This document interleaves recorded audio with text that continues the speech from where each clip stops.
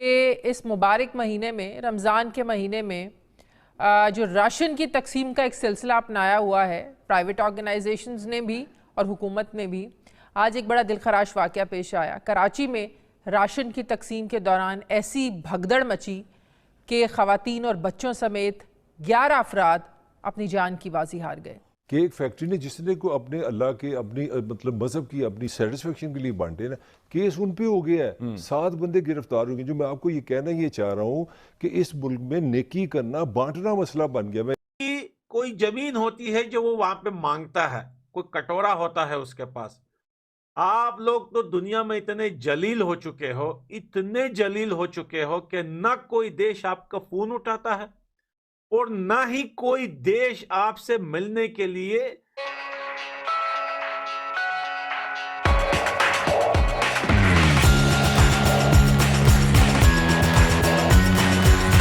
سے کچھ دیر پہلے ایک بڑی دلخراش خبر آئی کہ اس مبارک مہینے میں رمضان کے مہینے میں جو راشن کی تقسیم کا ایک سلسلہ اپنایا ہوا ہے پرائیویٹ آرگنائزیشنز نے بھی اور حکومت نے بھی، آج ایک بڑا دلخراش واقعہ پیش آیا۔ کراچی میں راشن کی تقسیم کے دوران ایسی بھگدڑ مچی کہ خواتین اور بچوں سمیت 11 افراد اپنی جان کی بازی ہار گئے۔ کاروبار ہے کوئی نہیں، بے روزگاری ہے، مہنگائی نے تباہی مچائی ہوئی ہے۔ ایسے میں راشن لینے والوں کی تعداد کا تو اندازہ لگانا کوئی مشکل نہیں ہے۔ یہ ایک پرائیویٹ فیکٹری کا واقعہ ہے، لیکن یہاں روز ایسی ہی ہمیں خبریں، ایسے ہی مناظر ہمیں نظر آتے ہیں کہ سرکاری مفت آٹا کہیں مل رہا ہو، کہیں پرائیویٹ طور پر مل رہا ہو، یہی ہمیں مناظر، ایسی ہی خبریں سننے کو مل رہی ہیں۔ سرکاری مفت آٹے کی قطاروں میں آٹے کے بجائے موت بانٹی جا رہی ہے۔ آٹا نہیں بلکہ لوگوں کے بیچ ذلالت بانٹی جا رہی ہے۔ اب تک 8 افراد اپنی جان قربان کر چکے ہیں۔ ایسی افسوسناک تصاویر اور فوٹیجز سوشل میڈیا پر ہم سب کے سامنے آ رہی ہیں کہ انسان کام کے رہ جائے، مگر ہمارے حکمران ہر موت پر نوٹس لے کر پھر سیاست کھیلنے میں مگن ہو جاتے ہیں۔ کوئی عزت دار نظام بنانے کی بجائے فوٹو سیشن کرانے جا رہے ہیں۔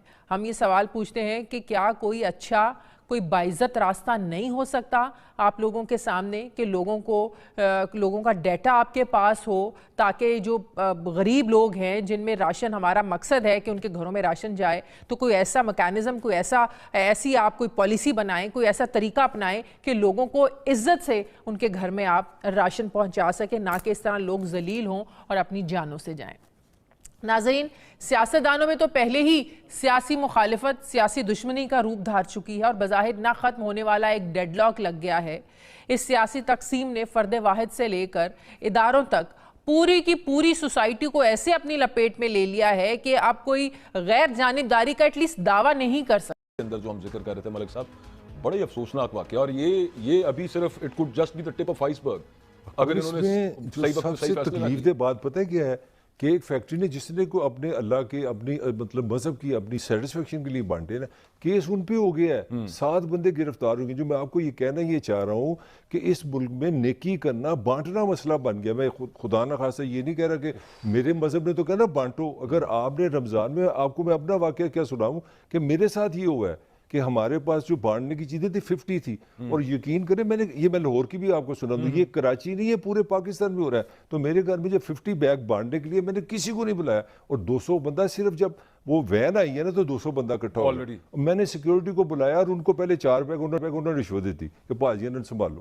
تو یہ اتنا آپ کے ملک میں غربت، آپ کو پتا ہے 2 کروڑ غربت میں اضافہ ہوا ہے 2 سالوں میں، تو یہ کدھر جائیں گے؟ یہ بھوک ناک تو آپ کو چھوڑے گی نہیں۔ اور اس کے ساتھ اگین آئی ایم ایف جڑا ہوا ہے۔ آئی ایم ایف کے علاوہ کوئی آپشن نہیں ہے پاکستان کے پاس، اور مسئلہ یہ ہے کہ سنا ہے کہ وہ بھی کہہ رہے ہیں کہ پائن پہلے کلیئر کرو، گل کدھر نال کرنی ہے۔ ایک حکومت آتی ہے، آپ اس کے نیچے سے کلین نکال لیتے ہیں۔ میں نے آپ کو یہی تو آرگو کیا، میں نے شروع میں آرگو کیا کہ جس طرح پورا پاکستان پولیٹیکلی ڈیوائیڈ ہے، ہم وہی چیز سپریم کورٹ میں لے گئے۔ اگر آپ نے شروع میں، مجھے یاد ہے میں نے بار بار یہی کہا کہ افسوس یہ ہے کہ جو ہمارے ادارے ہیں ہم نے ان کو بھی اپنی زد میں لے لیا۔ اب یہاں پہ تو کہنا اچھا نہیں لگتا کہ ججز کے نام آ گئے ہیں، حکومت اپنا ایک نام دیتی ہے، اپوزیشن ایک اپنا نام دیتی ہے۔ اپوزیشن جس کو آئین پسند اور بہت خوبصورت کہتی ہے وہ اس کی اپوزٹ بات کرتا ہے۔ تو پاکستان کو میں نے نہیں اتنا ظلم دیکھا کہ آپ اتنی غربت بڑھا دیں۔ 2 کروڑ لوگوں کا اضافہ ہے، اور مہنگائی کا دیکھیں نا 65%۔ یہ دوبارہ آپ سمجھ لیں 1.5 سال میں 65% اضافہ ہوا ہے. آپ پاکستان بن گیا ہے ایک مشین غریب بنانے والی, اور آپ کو اب نظر آنا شروع ہو گیا. اس وقت جو انفلیشن کا جو ریٹ ہے ناظرین, اس وقت وہ 46.7%, 50% کے قریب. اس کا مطلب سمجھائے نا کیا ہے؟ مطلب اس کا یہ ہے کہ آپ اگر 50,000 روپے کماتے ہیں تو وہ ایکچولی 25,000. آپ کی تنخواہ آدھی ہو چکی ہے, خرچے آپ کے وہیں کے وہیں ہیں, چیزیں اور مہنگی ہو گئی نا, خرچے وہیں کے وہیں ہیں, تنخواہ آپ کی آدھی ہو چکی ہے. اچھا وہ بڑا جو اور ابھی اور ہونی ہے ملک صاحب, ابھی اور آگے بجلی کے بل بڑھنے ہیں, ان کے یونٹ کی قیمتیں بڑھنی ہیں, گیس کی قیمتیں بڑھنی ہیں. اچھا ایک اور ظلم دیکھیں, میں وہ کہ ہمارا مسئلہ کو پولیٹیکلی, خان کے زمانے میں کوئی ڈالر 110 بیرل پہ نا پیٹرول تھا, تو پیٹرول 150 کا تھا, اب دنیا 70 پہ آ گئی ہے, یہاں 300 روپے کا. مطلب ہمارے لیے ہر چیز نرالی ہے. دنیا میں پیٹرول سستا ہوا ہے, ہم نے ڈبل کر دیا. اب مجھے بتائیں, جب آپ پیٹرول مہنگا کر دیں, آپ گیس مہنگی کر دیں, آپ کھانا پینا مہنگا کر دیں, تو لوگ سائیکو نہیں ہوں گے تو کیا ہوگا؟ مطلب آپ اندازہ لگائیں. میں ابھی لاہور میں بارش ہوئی ہے نا, میں آفس آیا ہوں کہ 4-5 بجے, آپ یقین کریں کم از کم میں نے 1500 بندے دیکھے ہیں شدید بارش میں کھڑے ہیں. بارش میں کھڑے ہیں کس لیے پوچھے؟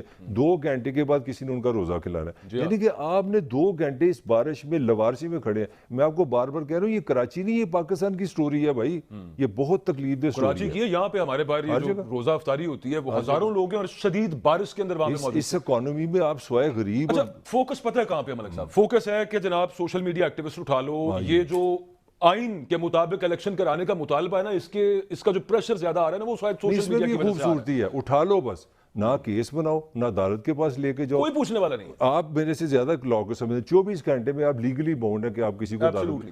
اچھا یہ اور سر یہ آئین کا آرٹیکل 10 ہے, یہ کوئی ہم اس وقت سی آر پی سی کی یا پی پی سی کی بات نہیں کر رہے, یہ آئین کا آرٹیکل 10 ہے کہ کسی بندے کو آپ نے گرفتار کیا, 24 گھنٹے کے اندر اس کو ایک کورٹ آف لاء میں میجسٹریٹ کے سامنے پیش کیا جائے, بتایا جائے گرفتاری کا. 8 دن بعد اظہر ماشوانی آج ریلیز ہو کے اچانک گھر آ گئے. یہ کیس کس پہ کریں؟ یہ بندہ جو 8 دن, میرا خیال ہے یہ ریاست کی ذمہ داری ہے. ریاست کا میرے ساتھ کیا معاہدہ ہے؟ ریاست کا پہلا میرے ساتھ معاہدہ ہے میرا تحفظ, امن و امان. اس کا مطلب ہے کہ دیکھیں ایک شہری کے ساتھ جو ظلم ہے وہ پوری ریاست ذمہ دار ہے. یہ پورے نظام کے لیے سوال ہے کہ یہ بندہ 8 دن کہاں گیا, بجائے ہمیں بتایا جائے کہ کس نے اس کو اٹھایا, آپ اس کو قرار واقعی سزا دیں. ہمیں اچھی سی خبر آ گئی ہے. سینکڑوں وہ ہیں کہ جو گھر نہیں پہنچے, ان کو بھی اٹھا لیا گیا. یہ پاکستان تحریک انصاف کے سوشل میڈیا ایکٹیوسٹ ہیں. ایک چیز اور میں یہاں پہ ایڈ کرنا چاہوں گا, بولنا تہاڈی واری ریاست میں تسی بھی تیار کریں, اللہ رحم کرے. لیکن اب کیا ہم تو آئین قانون کی بات کریں. اچھا آپ کا مطلب ہے کہ آئین قانون کی جو بات کرے گا اس نہیں, صحافیوں کے بھی ساتھ ہوا ہے. نہیں ہوا ہے, بالکل اٹھایا نہیں گئی. میں یہ عرض کر رہا ہوں کہ لاہور کا جو سیف سٹی کا جو سسٹم ہے, اربوں روپے لگے اس کے بعد وہ سسٹم بنا. اچھا ویسے کیسی ستم ظریفی ہے اس سیف سٹی سسٹم کے اندر, گھپلوں میں ایک پولیس آفیسر کے اوپر الزام تھا کہ اس نے پیسے کھائے ہیں کروڑوں روپے. وہ اس وقت پتہ ہے کون ہے؟ آئی جی اسلام آباد. زبردست. نہیں وہ بڑے ہو کے وزیر داخلہ بنے گا اس وقت. سن لے 40%. میں آپ کو چھوٹی سی چیز اس میں یہ کرنا, صرف یہ کہنے لگا تھا, آپ کہہ رہے تھے نا کہ یہ پتہ کیسے چلے گا. سیف سٹی کے کیمرے ہر جگہ پہ ہیں. وہ ذلے شاہ مظلوم معصوم لڑکا یاد ہے آپ کو؟ نہیں وہ خراب ہوتا ہے, جو مر گیا.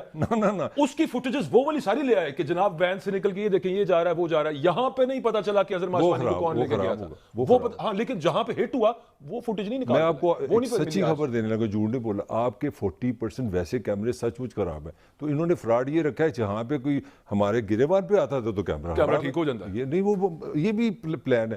40-50% مجھے یاد ہے پچھلے 1 سال پہلے بڑے گھر پہ آتے تھے. آپ نے اشارہ کاٹا ہے. یہ کیا 2-3 دفعہ میں نے سوچا کہ یار بڑا امن ہو گیا, میں بڑا اچھا ڈرائیور بن گیا. مجھے پتا لگا کہ 50-60% سسٹم کام ہی نہیں کرتا. کوئی زمین ہوتی ہے جو وہ وہاں پہ مانگتا ہے, کوئی کٹورا ہوتا ہے اس کے پاس. آپ لوگ تو دنیا میں اتنے جلیل ہو چکے ہو, اتنے جلیل ہو چکے ہو کہ نہ کوئی دیش آپ کا فون اٹھاتا ہے اور نہ ہی کوئی دیش آپ سے ملنے کے لیے ریڈی ہوتا ہے. آپ میرے کو صرف یہ بتائیے کہ وہ جو دعوے لمبے لمبے آپ کرتے تھے کہ سعودی عربیہ ہمارا بھائی ہے, آپ نے 25 سے 30 سال سعودیوں کے جوتے پالش کیے, وہاں پہ چوکیداریاں کی آپ نے, وہاں سے کچھ نہیں ملا آپ کو, لات مار کے بھگا دیا. آپ نے ان کی گاڑیاں بھی ڈرائیو کی, ڈرائیور بھی بن گئے, آپ نے ان کے کتے بھی پھالے دھوئے, سب کچھ کیا, لیکن آپ کو ملا کچھ نہیں. اس کے بعد دبئی نے آپ کو لات مارا, قطر نے آپ کو لات مارا, مصر نے آپ کو لات مارا, جتنے بھی یہ عربی کنٹریز ہیں سب نے آپ کو لات مارا. آپ کا رہ گیا ایک ترکی بھائی. ترکیوں نے آپ کو ایسا ڈنڈا چھڑایا, ایسا لات مارا کہ اس کے بعد اگر شکل بھی دکھائی ترکی میں تو ہم تمہارے اوپر تھوک ماریں گے. آپ کو بھگا دیا وہاں سے. رہی بات آپ کے سوتیلے باپ کی، تو آپ کا سوتیلا باپ جو ہے وہ کیا نام ہے اس کا، چائنا. سی پیک انہوں نے بند کر دیا، آپ کے ورکرز کے انہوں نے سیلریاں نہیں دی، بھگا دیا، بند کر دیا کام، بورا بستر باندھ کے چلے گئے وہ لوگ. آئی ایم ایف آپ کو لون نہیں دے رہا. آئی ایم ایف لون دے رہا ہے تو وہ اپنی شرطیں، جیسے نہیں ہوتا کوئی کارٹون کو کوئی نچاتا ہے، کارٹون بھی نہیں، وہ بندر کو ڈول بجاتے ہیں نا سڑکوں پہ، ڈول چھوٹا ادھیڑ دی اپنے عوام کی. آپ کو کہا کہ ٹیکس بڑھا دو، اپنے ٹیکس بڑھا کر چمڑی ادھیڑ دی، ہوتیا بنا دیا، اپنے عوام کو بیکاری بنا دیا. وہ لوگ اپنی بیٹی مائیں بیچنے پر مجبور ہو گئے، دبئی میں ادھر ادھر لے کے بھاگ رہے ہیں. اور سارے لوگ پاکستان سے بھاگنے کے چکر میں 2 کشتیاں ڈوبی ہے ابھی اٹالی کے پانی میں، سمندر میں، جس میں سے تقریباً 200 یا 150 پاکستانی جو ہے وہ اس میں چلے گئے ہیں، مر گئے ہیں، اس دنیا سے رخصت ہو چکے ہیں کہ وہ پاکستان سے نکلنا چاہتے ہیں. پاکستان کے ایکٹرز، اداکار، سنگر سب پریشان ہیں، بول رہے ہیں ہمیں سیلریاں نہیں ملتی، ہمیں پیسہ نہیں ملتا، ٹائم پہ ہم سے کام کرواتے ہیں پیسہ نہیں ملتا. میڈیا چینلز آپ کے بند ہونے کو جا رہے ہیں. وہ لوگ جو پروپیگنڈا 24 آورز بیٹھ کے کرتے تھے ان کی دکانیں تک بند ہو گئی ہے. آپ کے پاس کون سا مسالہ ہے بھائی؟ آپ کا مسالہ جو ہے دوستو، یہ جو مسالے کی بات کر رہے ہیں، یہ آپ کا مسالہ آپ کو خود نہیں پتا آپ کا مسالہ کہاں پڑا ہوا ہے. آپ کا مسالہ جو ہے وہ اس وقت امریکہ کے پاؤں کے نیچے ہے. اور تم جو ہو ایک ٹومی ہو، ایک پپی ہو، تم پر بھی نہیں